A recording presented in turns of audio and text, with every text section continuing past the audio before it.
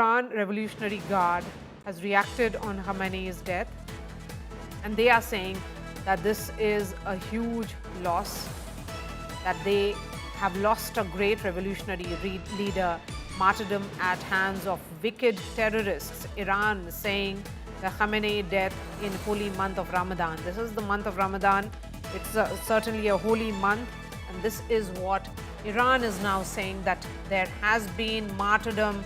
They have lost a great revolutionary leader. So the confirmation coming in from the Iranian media, now Iran's Revolutionary Guard Corps has confirmed that Khamenei is dead. Yes, and that they have lost a great revolutionary leader, martyrdom at hands of terrorists. Khamenei has died in the holy month of Ramadan, and hence this is going to be seen as martyrdom, as they are saying. So confirmation now coming in by multiple sources, Geeta. First the Iranian media, and now the Revolutionary Corps, of which Khamenei was the head. Well, that's right. The Supreme Leader has been killed. Massive gathering outside the residence of the Supreme Leader as visuals trickle in from inside Iran. The process, like I was saying, the four-member expert now are going to decide on the next leadership, but it is already decided that the acting Supreme Leader is going to be Ali Larijani. According to some of the reports, that the acting Supreme Leader would be Ali Larijani. He is the Secretary General of the National Security Council, and he will take over and oversee, because there cannot be a vacuum in a scenario where Iran is at war. Once things settle down a little, then the four-member expert are going to look at all the heads, the clerical heads, who could then lead the nation from the religious realm, and that could be the son of Khamenei, Mujtaba Khamenei, Sadiq Larijani, Mohammad Mir Bagheri, Mohsen Araki, or Hassan Khomeini, who was the grandson of the previous Supreme Leader, Ayatollah Khomeini. So these are the names that are doing the rounds, but Ali Larijani right now is the most powerful person in the country.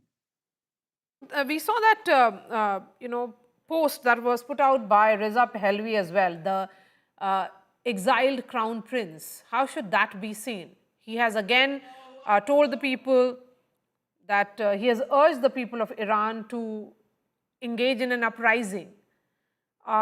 Because you were in Tehran, Geeta, what was the mood? Was it against Khamenei, or was he seen as a leader who was there for them? Well, there are people who are very, very unhappy with the regime, and we put out those interviews as well of people who are feeling the pinch when it comes to the economics. The economy is in a shambles. There are those who were feeling a little bit of relief because Tehran no longer had the moral police that it did during Mahsa Amini's time. And the protest did lead to relaxation because the bigger war was the threat, the looming threat of an American attack. So we did see a lot of women not really practicing hijab and not covering their heads. Having said that, there was a lot of dissent and unhappiness with the regime, but there were many who actually supported the regime. The question over here, Maria, is that those who did not support the Khamenei, did they really support the Crown Prince Pahlavi? Because they've lived under the Shah as well, and there's massive corruption even then. There are most of those who oppose the regime want a democratic change. They want people to select the next leader.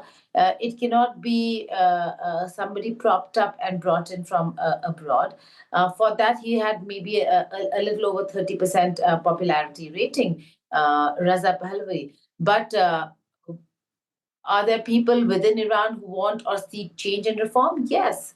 Are there people who think a weaker Iran would help, but not one that is controlled by Israel? Certainly.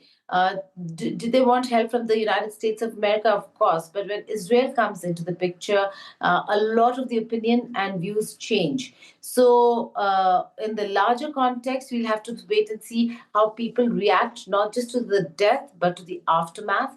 There have been protests in some universities in Iran, which are anti-government and pro-government as well. But are the anti-government forces, like in the recent past, really going to come out into the streets and ensure that the regime is not allowed to crack down like the last time around? Because this time the focus is not just internal dissent, even if it is created by outside forces. The focus is going to be internal dissent as also external threat. And in that, can then Iran manage this two-pronged war?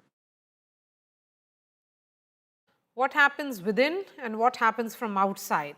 The challenge is going to be two-pronged, multi-pronged, I would say also. Which is why Araki also threatened the countries openly, is that should these attacks continue, the retaliation is going to be against the countries and allies in the region, and not directly on American soil. But hitting US bases is American soil. So, yes, those attacks are going to continue. Geeta, the 86-year-old did not have a designated successor.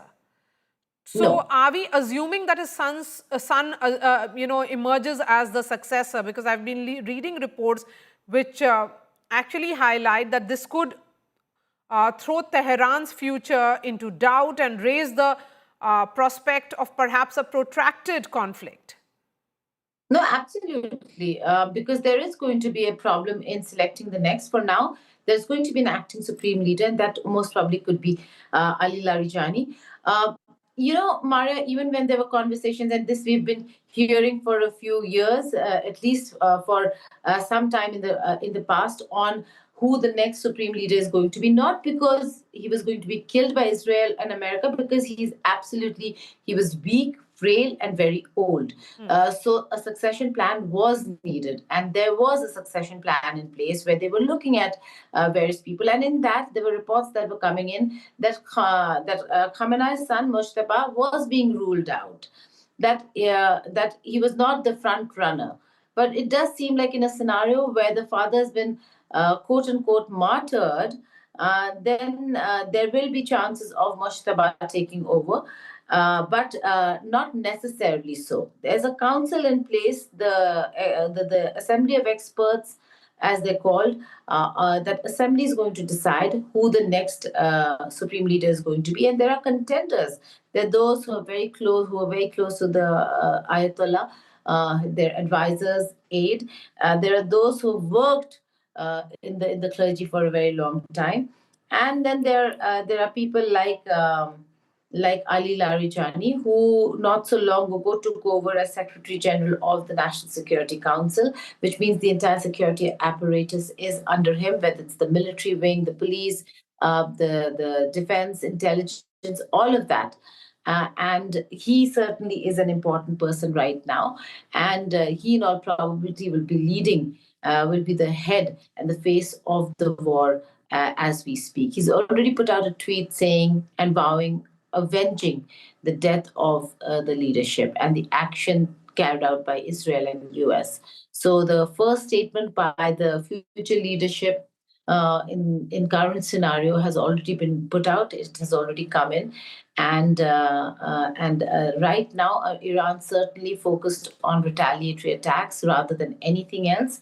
But there will be, to quell the dissent and protests, there will be massive funeral processions, and not just of the leadership. There are children who've been killed, Maria. So there's some way that they're going to try to get the country to see sense in fighting this one out to keep Israel at bay. And West Asia, the argument is the same. Do they want a weak Iran or a very, very strong Israel? I don't think the Arab world at this point in time would neither want a nuclear Iran nor would they want a very strong Israel.